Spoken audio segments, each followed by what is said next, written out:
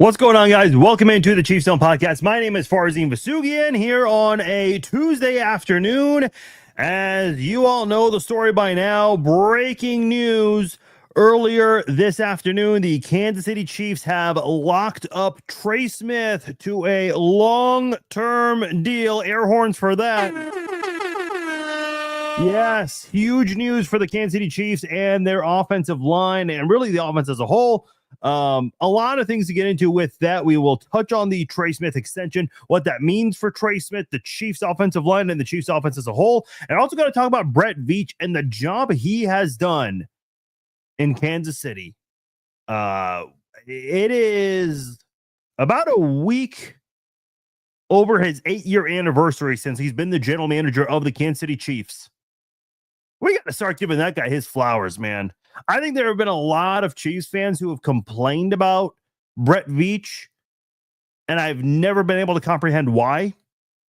But I think now we are in a position where we can fully appreciate everything Brett Veach has done. It has not been smooth sailing, far from it. But the Chiefs have been, at the very least, in an AFC championship game all 7 years. Patrick Mahomes has been the starting quarterback. And Brett Veach is a big part of that. We got to spend some time talking about that as well. Real quickly, before we get into all of the fun topics for today's podcast, I want to let you know this podcast is brought to you by SeatGeek. That's where I go to for all of my sports ticketing needs. You want to check out the Chiefs, who will have Trey Smith for the next 4 years, as well as many other great players on this Chiefs football team. Maybe you guys want to check out another Royals game before football season gets underway. Obviously, we've got college football coming up very soon. SeatGeek is the place to go for all of your sports ticketing needs. You select your tickets, and at checkout, if you're a new SeatGeek customer, you can use my promo code FARZIN, and you'll save $20 off your first purchase from SeatGeek. Go to SeatGeek.com, pick your tickets, and new customers at checkout will put in my promo code FARZIN and save $20 off their first order from SeatGeek. All right, let's do this. For those of you watching, please comment along. Let me know your thoughts. If we have a lot of people commenting and watching along, I'll open up the phone lines here. But I got to start off talking about the fact that the Chiefs found a way once again to keep one of their top tier players. And listen, it hasn't been easy.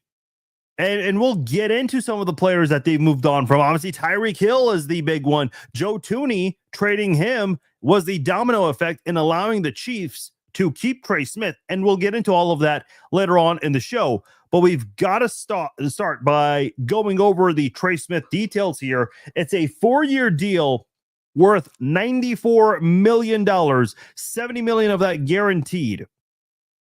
He'll be making on average $23.5 million.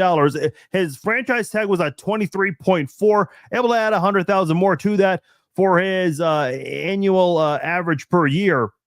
So he's going to be in Kansas City for the next 4 years. What does this mean for the offensive line? Well, you got Creed Humphrey last year. Remember right before the preseason finale, they got Creed Humphrey signed to a 4-year, $72 million deal. That contract kicks in this year. The first of those 4 years was not last year. Creed Humphrey was still playing on a rookie deal last year. That 4-year deal for Creed Humphrey kicks in this year, just like Trey Smith's. Trey Smith, obviously, they secured him to a 4-year deal, $94 million. That was done hours ago. The Chiefs are investing an average of $41.5 million per year on Creed Humphrey and Trey Smith.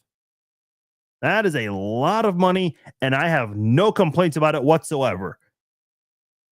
You want to protect Patrick Mahomes, you want to protect or prevent, things that happen in Super Bowls 55 and 59, you got to pay your offensive line and good offensive linemen.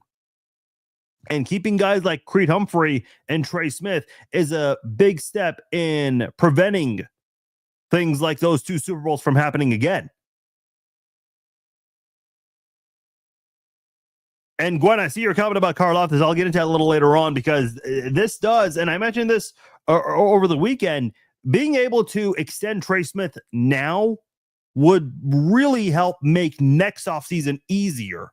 Next offseason is still going to be a tough one. I mean, that is when you have to fully focus on the 2022 draft class. That is not going to be an easy one for Brett Veach. It's not going to be easy keeping everyone. But for right now, when you look at this offensive line, they got Trey Smith and Creed Humphrey locked up for 4 more years. Trey Smith, when you look at his performance, this was the best season he's had as a pass blocker, allowing just 1 sack. And that 1 sack came in the Super Bowl. And look, that was a very tough Super Bowl for Kansas City, obviously, especially the left side of the offensive line with Joe Thuney playing a position that he's not used to playing. And I think that really impacted him in the postseason. Mike Caliendo being your backup left guard who had never started a game before up until late that season, filling in for an All-Pro. And it just impacted the rest of the offensive line. Not having to deal with a blitz, but just unable to contain that Philadelphia Eagles defensive line. What about the rest of the offensive line? Because this offensive line has been really the big discussion point for all of the offseason. Free agency, the draft, and up to right now. And I told you guys earlier, the 2 guys I'm keeping an eye on the most are going to be on the left side of the offensive line. You drafted Josh Simmons this year, 32nd overall, trading down 1 spot to get him. He's on a rookie deal, obviously. It's a 4-year deal, and obviously, being a first-round draft pick, there's a club option in 2029. You drafted Kingsley Suamataia last year in the 2nd round. He's obviously still on a rookie deal. He's on the 2nd year of a 4-year deal, or a 4-year rookie deal. Now, you have Juwan Taylor, who has not been the most popular guy across Chiefs Kingdom, let's say. He's got a cap hit of almost $27.4 million for this year. Not really worth it for a guy who hasn't played at that level to earn that kind of a deal. But this is the last year the Chiefs are tied with him. They can cut him loose after this season if they want to. So you've got 2 guys who you know what they're going to bring to the table in Creed Humphrey and Trey Smith. You know what those guys are all about. 2 elite interior offensive linemen. And then you have Josh Simmons at the left tackle spot and Kingsley Suamataia at the left guard position on rookie deals. You have Juwan Taylor at right tackle, who might be the weakest link on this offensive line.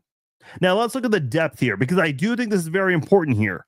And more specifically, with the free agent the Chiefs signed, I mentioned earlier, offensive line has been a big topic all the way through, beginning in free agency, franchise tagging Trey Smith. I mean, the offensive line has been a big deal this offseason for Kansas City, trading Joe Thuney, which we'll get into shortly. Jalen Moore is a viable backup who Kansas City brought in. And people kind of wondered, could this guy be your starting left tackle? And maybe Kansas City had that thought at some point if the draft did not go Kansas City's way. Unfortunately, it did for them to get Josh Simmons. He signed a 2-year deal worth $30 million. And that contract is backloaded. Now it's a 2-year deal, so it's not a big deal when a contract that short is backloaded. But I make a big deal about that because I mentioned earlier, Juwan Taylor could get cut after this season. And maybe Jalen Moore, if Juwan Taylor is really struggling this year, the Chiefs are not going to be afraid to pull the plug early in the season and put Jalen Moore in there. Why do I say that? Look what they did with Kingsley Suamataia. And I know some of you guys might say, well, Kingsley Suamataia was a rookie at the time, and Juwan Taylor isn't. Yeah, that's true. But regardless whether someone's a rookie or a veteran here, if someone's not pass protecting for Patrick Mahomes, who, by the way, on all these quarterback lists is ranked number 1, whether it's the media, whether it's the Associated Press, whether it's the NFL executive scouts, coaches who are being surveyed, everyone's ranking Mahomes 1, which is crazy because the football knowers on Instagram are telling me Mahomes is washed up. Well, the people who actually run and operate football teams are telling you differently. But regardless, the point I'm trying to make here is that when you look at Jalen Moore, this is a viable backup. This is a guy who's got good depth, bringing good depth to this Kansas City offensive line. So if Juwan Taylor at any point, or God forbid, Simmons re-aggravates his knee, there's a viable option there in Jalen Moore. You also have two guys who you drafted last year in day 3 of the draft in Hunter Norzad and CJ Hansen. Those are guys who are locked up through the 2027 season. You also have offensive tackles Wanye Morris and Mike Caliendo, who have some starting experience. Wanye Morris did look like a better right tackle than he did left tackle in the few snaps he played at right tackle. So that is your offensive line right now in a nutshell. Could that change? Yes. Will all of those guys make the 53-man roster? Maybe. There might be a surprise or two with the depth there, but that could be your starting 5 and the 5 backups. Again, I said earlier, and it is worth repeating here, you know what you're getting in Trey Smith and Creed Humphrey. I don't need to convince you guys what kind of football players those guys are. But you are banking on a lot of these young guys to step up. Josh Simmons, yeah, there is some pressure here. You're investing $41.5 million on Creed Humphrey and Trey Smith, while the rest of the offensive line better pan out. And there's been a lot of hype in Josh Simmons, especially that he's been cleared to be a full go in day 1 of training camp.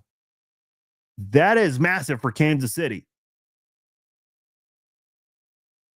And then you have Kingsley Suamataia, who I've gone over this many times, and I feel like the left tackle spot was just too fast for him. Not able to keep up with the speedy edge rushers, and there are a lot of speedy edge rushers in the NFL nowadays. We kind of talked about that with Garrett Dieter, who's, by the way, got a great charity event coming up this week that I'll tell you about. But maybe the left guard position is better suited for him. And I've gone over this before, talking about some of the left guards and even some right guards in recent Chiefs history over the past like 15, 20 years, and their size and how it compares. And I tried to provide a big sample size because, the league does change over time. The offensive tackles today, size-wise, aren't exactly the same as they were 30, 40 years ago, 50 years ago even. But I think 20 years is a fairly good window to compare. And Kingsley Suamataia, size-wise, is fairly similar to a lot of the guards the Chiefs have had over the past two decades. You're really banking on these two players to pan out, Simmons and Suamataia. If Suamataia can just be more comfortable and relax a bit at the left guard position, then you've got a good left guard there. He's not going to be Joe Thuney for you, and that's okay. Not a lot of people are going to be Joe Thuney. I mean, Joe Thuney is pretty damn impossible to replace. But if he can be above average, I mean, that's all I'm asking for. I'm not asking for this guy to be Joe Thuney, Will Shields. I'm not asking him to be the best guard in the NFL. And listen, if he does, great. But if he can be just above average, bingo. I think that will go from a second-round player who right now is on the brink of being labeled as a bust. And I had to use that term because he's a second-round pick, but this early to maybe not feel good about him, that's not a good thing. But if he can rebound and turn things around as a left guard, I'd say that's a second-round pick that can start to look good for you. Josh Simmons, look, at the end of the day, I think the biggest concern is, can he stay healthy? How's that knee looking right now? Is he truly ready? And I say that because, listen, I'm not a doctor, I'm not a trainer, but the Chiefs training staff, they're certainly guilty of not being able to manage certain injuries well. When you look at Eric Berry, McCole Hardman, Hollywood Brown, certain players, like the Eric Berry one was weird when Andy Reid kept saying he's day-to-day. Well, why was Andy Reid saying that? Because that's what the training staff told him. And day-to-day turned into 15 weeks. So you just weren't sure ultimately when he was coming back, but that's besides the point. The Chiefs, I just hope that the training staff has done their due diligence.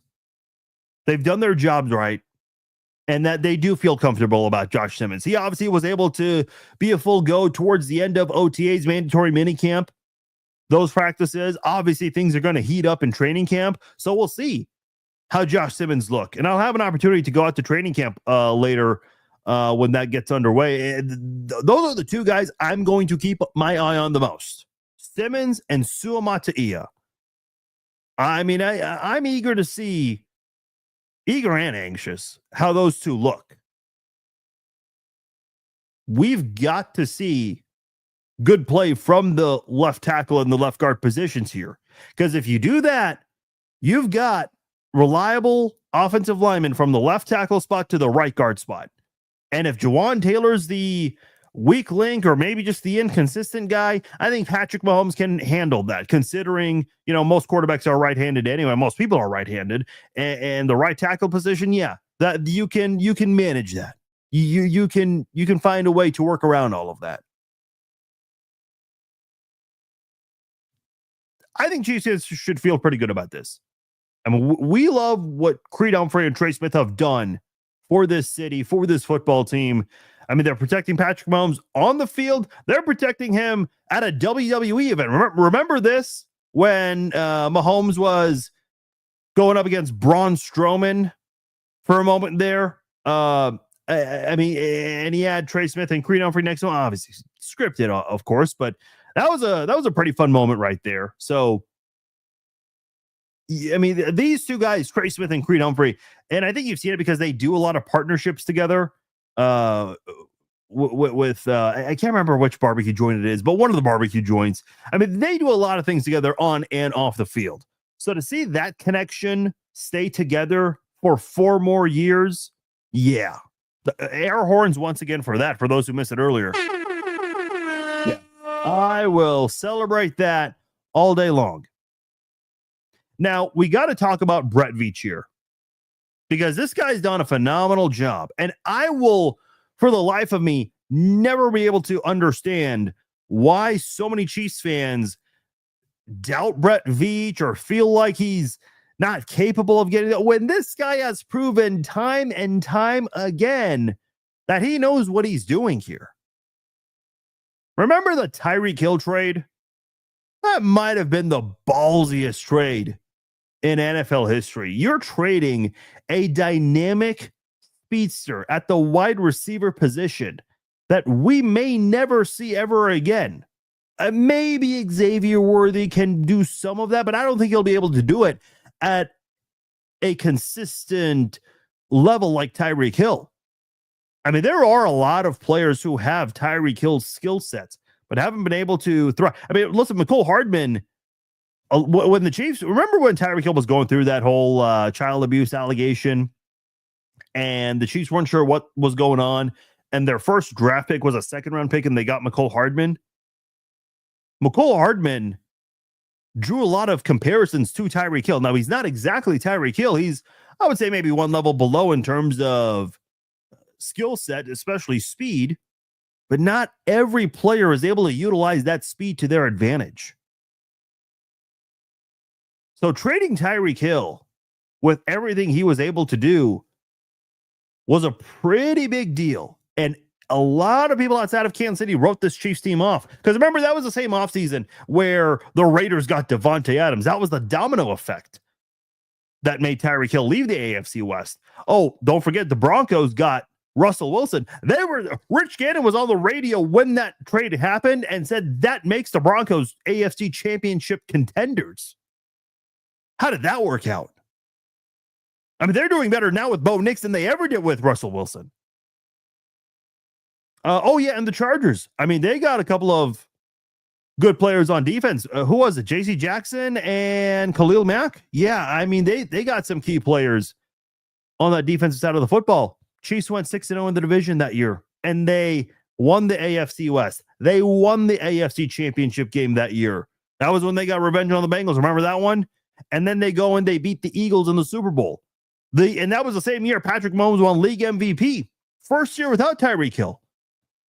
Found a way to win league MVP and Super Bowl MVP the same year. Something that had not been done in, 29 years? Yeah, that's the type of season it was. Now, having to part ways with great players was not the first time the Chiefs had to let guys like Tyrann Mathieu walk. This past year, Justin Reed walk. As far as trades go, they traded L'Jarius Sneed. Well, what was the benefit from that? Well, two things. Number one, it allowed the Chiefs to extend Chris Jones. If they kept L'Jarius Sneed, you're not keeping Chris Jones unless you did away with another player that was taking up some cap room. You were not going to pay Sneed and Jones the same offseason. You just weren't. Now, the other part of it is the Chiefs traded Sneed and got a high third-round draft pick, not knowing at the time it was going to be a high third-round draft pick. And that ended up being the case. The Chiefs were able to beef up that defensive line this year. But fair or not, Sneed only played, 5 games for the Titans this year? And that's how the general manager for the Titans ended up getting fired this year. And that just ended up being a good move for Kansas City. Look, fair or not, general managers get judged if you sign a player or you trade for a player and give them a big contract and they get hurt. Look at John Dorsey. Waited too damn long to sign guys like Justin Houston and Eric Berry. And when he signed them, they both suffered significant injuries afterwards and just weren't the same players after that. So, Brett Veach, man, knock on wood, man, he's had a lot of great luck and success. Luck's part of it, and there's nothing wrong with that. You can't ever anticipate or expect an injury. Now, sometimes you just know certain guys just aren't healthy. They've dealt with a lot of injuries, and Sneed was one of them. And that's why they did away with Sneed. Now, they traded Joe Thuney this offseason. What was the benefit from that? Well, right now, we don't know too much. Obviously, Chicago gave Kansas City a 4th-round pick, not this year, but next year. However, in the short term, the good part about trading away Joe Thuney is you got to extend Trey Smith. Now, with Joe Thuney, and I've said this before, but I think it's worth going over again, he turns 33 in November. Trey Smith turned 26 last month. There's a pretty big gap in age for Thuney and Smith here. And you got to go with the younger guy who's got more upside. And that's exactly what the Chiefs did. If you traded Joe Thuney, but were not able to extend Trey Smith, then that would have been a big failure, especially on the offensive line, a position that you can't really fumble on right now. And Brett Veach found a way to make that happen. I think that's why this is a big deal for Kansas City. And by the way, I've seen some people say, $94 million. I say 92 because that was the original report. And then I guess $2 million were added to some of the newer reports that came out. So it ended up being $94 million. But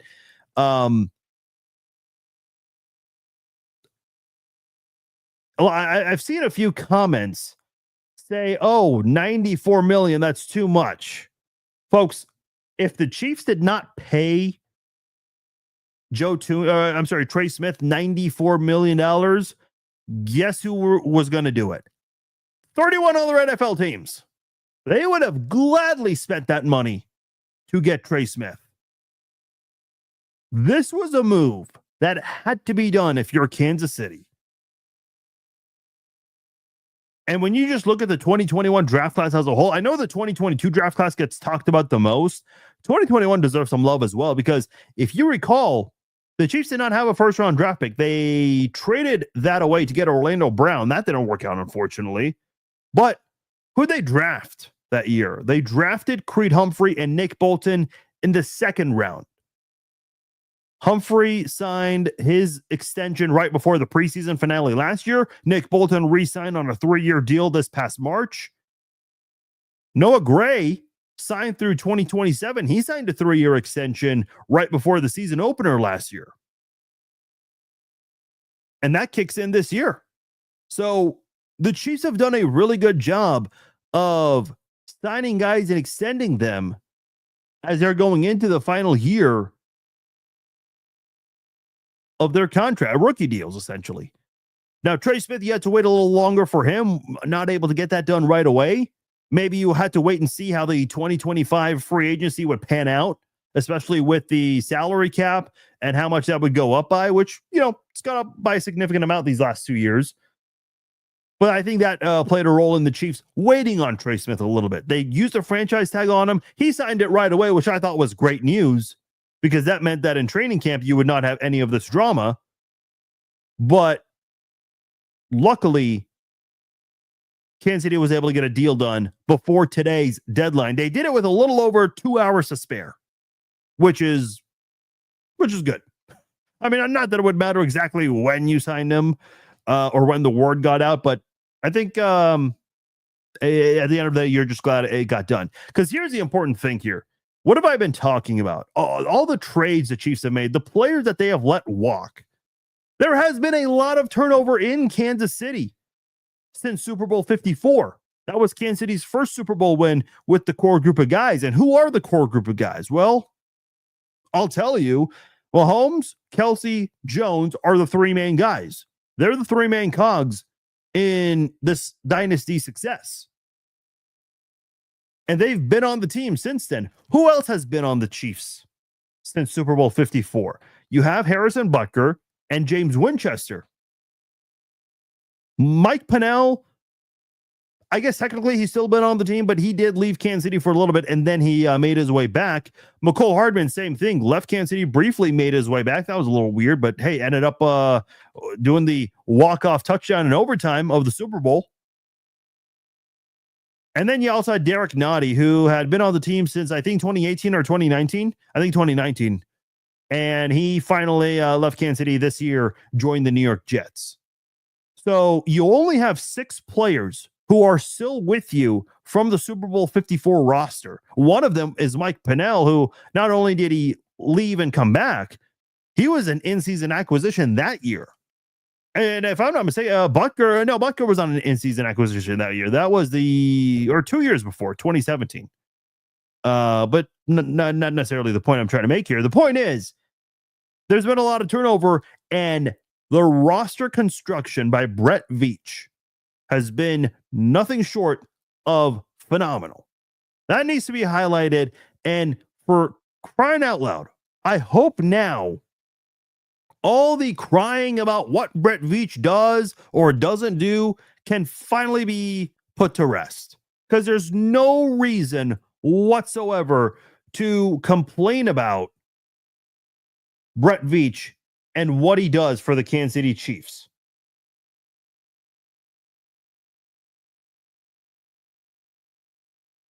I think at the end of the day, this is a Chiefs football team. As long as they have Patrick Mahomes and a good offensive line, they'll be just fine. Let me remind you all of something. The Chiefs have never missed the AFC Championship game with Patrick Mahomes as their starting quarterback, which has been 7 years. They hosted 6 of those, 5 of them hosted consecutively at Arrowhead. So the way I see it, this is a Chiefs team that secured their 2 key and very important offensive linemen. And if Josh Simmons can pan out, who's, again, going to be on a rookie deal, hopefully Kingsley Suamataia can show improvement, you've got your offensive line set for quite some time. And that is very important, because then that allows you to focus on the 2022 draft class next offseason. And oh boy, that is not going to be an easy one to figure out. I know you've got Karlaftis and McDuffie on 50-year options, but they're probably going to want long-term deals. You've got to figure out what you're going to do with Isaiah Pacheco. What are you going to do with Brian Cook, Josh Williams, Jalen Watson, Leo Chenal, who's been a hero for you in a couple of big moments? The blocked field goal to win against Denver, the blocked PAT in Super Bowl 58. If that doesn't happen, Kansas City can't kick a field goal at the end of regulation. They have to go for it, and there's not going to be an overtime in that situation there. Blake says both will get done. I mean, I hope so. But listen, if I told you guys that, in let's just say the end of the calendar year 2021, if I told you guys that Tyreek Hill, L'Jarius Sneed, and Joe Thuney would all have been traded away at some point, none of you would have believed me. You would have said that's ridiculous. There's no way you could ever get rid of those guys. Now, I'm not saying I ever want McDuffie or Karlaftis to go. I'm just telling you what to expect here, because I don't know how confident I am that Veach can get both of them out. Oh, but Farzine, you just said let's stop doubting Veach. No, I'm not doubting Veach. I'm just letting you know there is a salary cap and there's limitations. What Veach will do, at the very worst, he'll trade one of those guys if he's not able to get a deal done, and he'll get a bunch of draft picks for them, just like how we did with Tyreek Hill. Just like how we did, maybe not an overhaul of draft picks, but with L'Jarius Sneed getting a very high third-round draft pick. It's going to be very interesting to see how Brett Veach wants to approach the 2022 draft class. Already there's been work done this year with the fifth-year tags given to, fifth-year option, I should say, given to those two guys.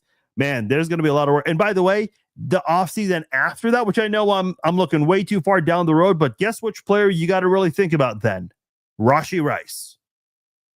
And we don't know what's going to happen with him for the next 2 years. One, with the suspension, and two, more so this year, short term, coming back from that injury, how he's going to look.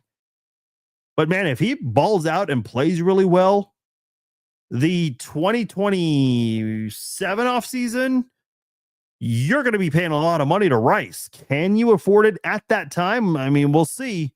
That's a long ways away, but that's something to be aware of in the short term and in the long term. Listen, this is, as a fan, we don't care too much about the 27 offseason. Like, come on, what Chiefs fan, is hanging out with their buddy or texting their friends saying, hey, what do you think happens to Rashee Rice in the 27 offseason? No one's talking about that.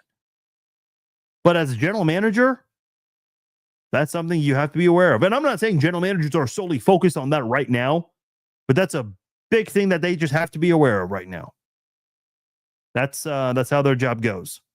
Overall, I think it's a great day to be a Chiefs fan. I mean, you want to find a way to right the wrong from the end of last season. This is one of the moves you got to make, not just for this season, but for the next 4 years at least, because that's how long he's going to be with the Chiefs. And he'll be 30 years old by the time his new deal expires. What is Creed Humphrey's age? Is he the same age? I mean, they were in the same draft class, but I don't know if they're the exact same age. They are the exact same age, actually. They almost are. Humphrey was born... they're both 26 years old. Humphrey was born June the 28th.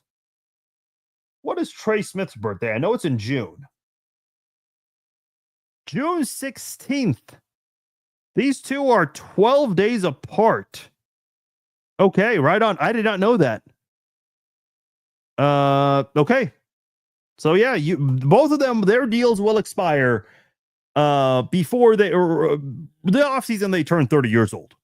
There you go. And I think that's what you want if you're Kansas City. Let me just read some Instagram comments here.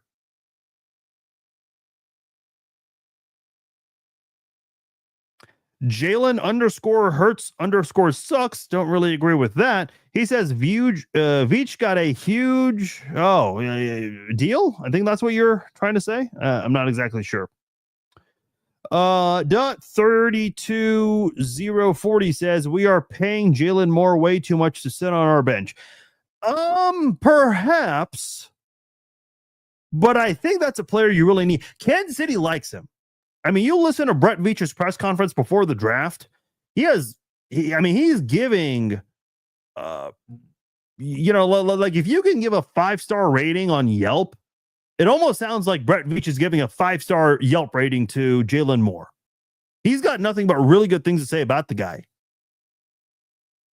And I think that is something to keep an eye on this season, because that might be the player who replaces Jawan Taylor at some point during the season if Jawan Taylor continues his struggles. That's a very important thing to watch this year for Kansas City. Nate Taylor was on NFL Live. He even reported the Chiefs have already begun working on the McDuffie deal after Sauce got done. Yeah, that is the big deal. Sauce Gardner, what did he get? $31 million. That's big. Now, is it going to happen? I believe what you're saying, Blake. I'll take your word for it because I'm not watching NFL Live. I'm doing this. Last year, the word we got was that they want to get Creed Humphrey and Trey Smith done before the season. Well, they got Creed done. They didn't get Trey done. Now, Trey eventually got done, which is fine. You're not in any situation where it's absolutely urgent to sign McDuffie. I mean, McDuffie was there for OTAs and mandatory minicamp. So this is not a guy who's holding out. Does he want a new deal? I'm sure. I don't think he does not want a new deal. Of course he does. But I don't anticipate that. Do I believe they're working on something? Yeah, of course. And I would wonder if Karlaftis, there's been some negotiations going on there already also. But I think with McDuffie and Karlaftis, I'm not expecting anything. I don't think anything gets done during the 2025 calendar year. If we get anything on McDuffie and or Karlaftis, I think it comes after, hopefully, the Chiefs win Super Bowl 60. All right. Before I get out of here, I want to let you guys know about a couple of events that you need to be aware of here. In just over 48 hours, Chiefs tight end Noah Gray and former Chiefs wide receiver Garrick Dieter, they're hosting the first Kansas City charity pickleball event. This is a really cool event that they're going to be hosting. It's the inaugural event here. The Chiefs have done different things over the years, like bowling and softball events. Now they're going in a different route, doing a charity pickleball event. So this is going to be a lot of fun here. There are going to be a couple of Chiefs players who will be there. Guys like obviously Noah Gray, I mentioned, former Chief Garrick Dieter. I believe Garrick Dieter, he said on this podcast that he's trying to get Anthony Sherman to show up in one of those American wrestling singlets to compete in the pickleball event. You've got a couple of current Chiefs who will be there as well. Guys like Jaden Hicks, Mike Pennell, they'll be there. So if you guys want to get your tickets, I just commented with the link in the chat right there. You guys also have that QR code right in front of you. Take a screenshot, go to your photo album, put your thumb over the QR code, and you will have access to those tickets there. There are different ticket packages, so go over them, see what they're all about. You could participate in the event if you want. Tickets are still available. There are still VIP tickets available as well. So make sure you guys check that out. And hey, it'll be there in 48 hours at the North Kansas City Chicken and Pickle location. That is going to take place from 5 to about 9 or 10 o'clock. I know it says a 9 on your screen there, but could go a little over there, just kind of depending on things that go on in the event there. So there's that right there. Another event you guys need to be aware of, and I'm happy to be a sponsor of this, is the Duran Cherry Foundation watch party. That is going to take place on September the 5th. If you're not going to be in Brazil for the game, hey, why not watch with Chiefs Hall of Famer Duran Cherry and perhaps some other Chiefs alumni that might be there. This is going to take place September the 5th. It starts at 6 p.m. Central Time. It's going to be the Chiefs taking on the Chargers. This is going to be at Holiday Distillery at Weston, Missouri. So if you guys are in the area or you want to make a trip there, get your tickets. It is commented in the link right there. This is a little earlier, a little later on. So once the charity pickleball event is over with, I'll definitely push the word out about this event more and have posts with the links and everything. So that way you are all aware of it. And it'll be taking place September the 5th, the same day the Chiefs play the Chargers in Brazil. And the doors open at 6 p.m. at Holiday Distillery in Western Missouri. All right, that'll do it for this episode of the Chiefs Zone podcast. I'll be back in a little over 27 hours, let's say. Obviously, we will touch on the Trey Smith extension a little bit more, maybe some other details that come out about the contract that we didn't get a chance to go over here this afternoon. We'll touch on that tomorrow. Also, Chiefs training camp gets underway next week. Players do report on Sunday, the 20th.